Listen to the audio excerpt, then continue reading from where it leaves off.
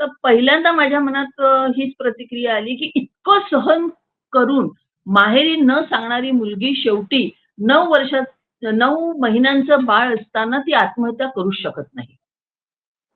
जर का ती मनाने कमकुवत असती, तर ती लगेच घरातून निघून गेली असती. इतके महिने तिनं इतकं वर्ष 2-3 वर्ष हे सगळं सहनच केलं नसतं.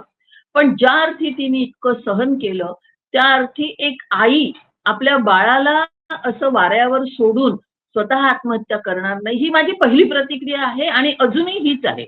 माझ्या या प्रतिक्रियेवर मी अजूनही ठाम आहे.